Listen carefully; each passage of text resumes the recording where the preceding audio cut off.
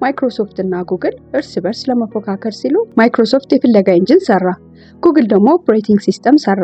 ሁለቱም የሌላውን መንገድ ለመቀማት ሲፋጠጡና ትኩረታቸውን ሲያጡ አፕል በጸጥታ መጥቶ ስማርትፎንን ፈጠረና የዓለማችን ትልቁ ኩባንያ ሆነ። እስኪ ወደ ኋላ መለስ ብለህ አስበው። በህይወትህ ውድድር መልካም ነው ተብለህ ስንት ጊዜ ተነግሮሃል? ትምህርት ቤት ስትገባ አንደኛ ለመውጣት ተወዳደር ትባላለህ። ስራ ስትይዝ ከሌሎች የተሻለ ለመሆን ተወዳደር ትባላለህ። ቢዝነስ ስትጀምር ደግሞ ከጎረቤት የተሻለ አገልግሎት በቅናሽ ዋጋ ለመስጠት ተወዳደር ይሉሃል። ነገር ግን የሁሉ መመሪያ አእምሮህን ለማሰርና ተራ ተወዳዳሪ እንድትሆን የተሰራ ታላቅ ማታለያ ሊሆን ይችላል ብለህ አስበህ ታውቃለህ? ውድ የንቁ ቢዝነስ ዩቲዩብ ቻናል ቤተሰቦች፣ በዛሬው ዝግጅታችን ሁላችንም እውነት እንደሆኑ ሲነገረን በመኖሩ ምክንያት እስከዛሬ አምነን የተቀበልናቸውን የቢዝነስ ህጎችን ሞግታለን። በሲሊኮን ቫሊ ውስጥ እጅግ የሚፈራው የፌስቡክ የመጀመሪያው ባለሀብትና የፔፓል መስራች ፒተር ቲል በታዋቂው 0-1 መጽሐፉ ከምዕራፍ 2 እስከ 7 ያስቀመጣቸውንና የባለፈው ቪዲዮ ቀጣይ የሆነውን ክፍል ይዤላችሁ ቀርቤያለሁ። ከውድቀት የተወለደው የሐሰት እምነት። የዛሬ ቪዲዮ ታሪካችን የሚጀምረው እንደ አውሮፓውያን አቆጣጠር በ1999 ነው። ዓለም በቴክኖሎጂ አብዮት ስታብድ በየቀኑ አዳዲስ የኢንተርኔት ኩባንያዎች ይወለዱ ነበር። ሰዎች አእምሯቸውን ያጡ ያህል በየቦታው ገንዘብ ያፈሱ ነበር። ነገር ግን በድንገት በደቂቃዎች ውስጥ ያ ሁሉ ሀብት ወደ አመድነት ተቀየረ። ከዚህ ታላቅ ውድቀት በኋላ የዓለማችን ቢዝነስ ሰዎች ድንጋጤ ውስጥ ገቡ። እናም 4 አዳዲስ ህጎችን አወጡ። አንደኛ፣ በትልቅ ህልም አትጀምር፣ በትንሹ ጀምረህ ሙከራ አድርግ። ሁለተኛ፣ ግልጽ እቅድ አይኖርህ፣ ተለዋዋጭ ሁን።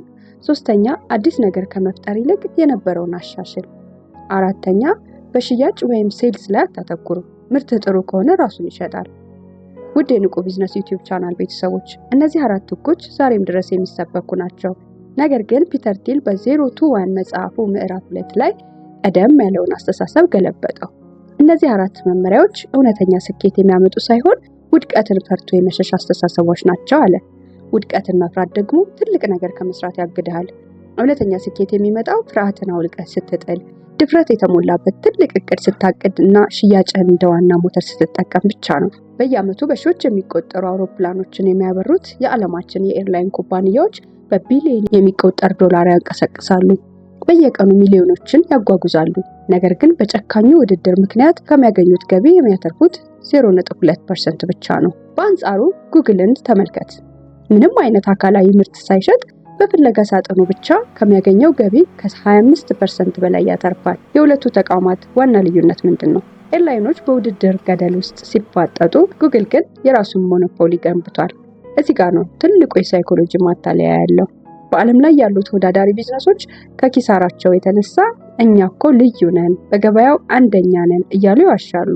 ሞኖፖሊዎች ደግሞ መንግስትና ህዝብ እንዳይነቃባቸው እኛ እኮ ሞኖፖሊ አይደለንም፣ በቴክኖሎጂው ዘርፍ ከብዙዎች አንዱ ነን እያሉ ይደብቃሉ። ፒተር ቲል እንዲህ ይላል፣ ካፒታሊዝም እና ውድድር ተቃራኒ ናቸው። ካፒታሊዝም ማለት ሀብት ማከማቸት ነው። ውድድር ደግሞ ትርፍን አቃጥሎ ጨራሽ ነው። ስኬታማ መሆን ከፈለክ ውድድርን አትቀላቀል፣ ውድድርን አስቀር። የውድድር አደገኛው ወጥመድ። ለመሆኑ ሰዎች ለምን ይወዳደራሉ? መልሱ ቀላል ነው። ምክንያቱም የሰው ልጅ በደመ ነፍሱ ሌላው ያደረገውን የማድረግ እብደት ስላለበት ነው። ማይክሮሶፍት እና ጉግል እርስ በርስ ለመፎካከር ሲሉ ማይክሮሶፍት የፍለጋ ኢንጂን ሰራ፣ ጉግል ደግሞ ኦፕሬቲንግ ሲስተም ሰራ።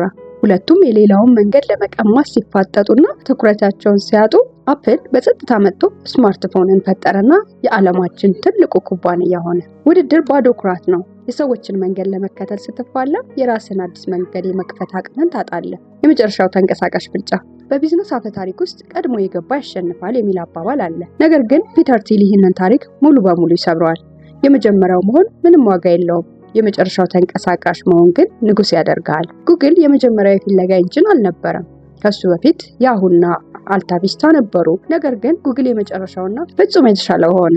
ፌስቡክ የመጀመሪያው ሶሻል ሚዲያ አልነበረም። የመጨረሻው ተንቀሳቃሽ ለመሆንና የራስን ሞኖፖሊ ለመገንባት ይረዳሉ በማለት ፒተር ቲል ያስቀመጣቸውን 4 የብረት ህጎች እዚህ ጋር ማንሳት ይኖርብናል። አንደኛ፣ 10x ፕሮፐርቲ ቴክኖሎጂ።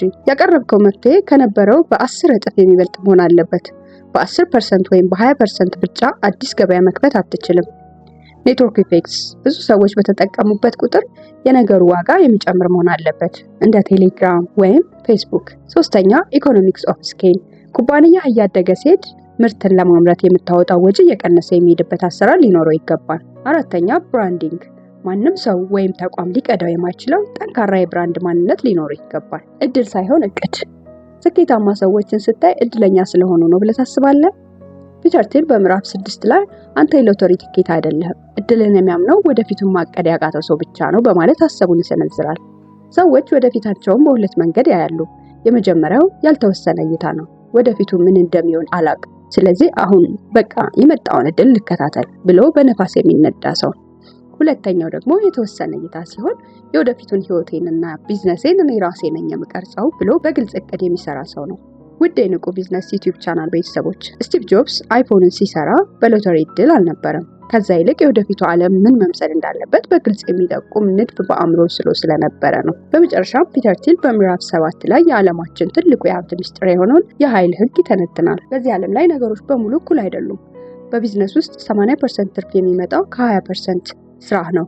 በቬንቸር ካፒታል ኢንቨስትመንት ከ100 ስታርታፖች ውስጥ አንድ ኩባንያ ብቻ ነው የሌሎቹን 99 ኩባንያዎች ኪሳራ ሸፍኖ $1 ትሪሊዮን የሚያመጣው። ስለዚህ ጉልበትህን፣ ጊዜህንና ገንዘብህን እኩል ለብዙ ነገሮች አታከፋፍል። ትልቁን ተጽዕኖ የሚያመጣልህን አንዱን ወሳኝ ነገር መርጠህ ሙሉ አቅምህን በሱ ላይ አፍስስ ይለናል። ዛሬ ከፒተር ቲል 0 to 1 የተማርናቸው ሚስጥሮች እነዚህ ናቸው። ውድድርን ሽሽ፣ የራስን ሞኖፖሊ ገንባ፣ የሰዎችን መንገድ አትቅዳ፣ ከ0 ወደ 1 የሚወስድ አዲስ ፈጠራ አምጣ፣ የመጀመሪያው ሳይሆን የመጨረሻውና የተሻለው ተንቀሳቃሽ ሁን።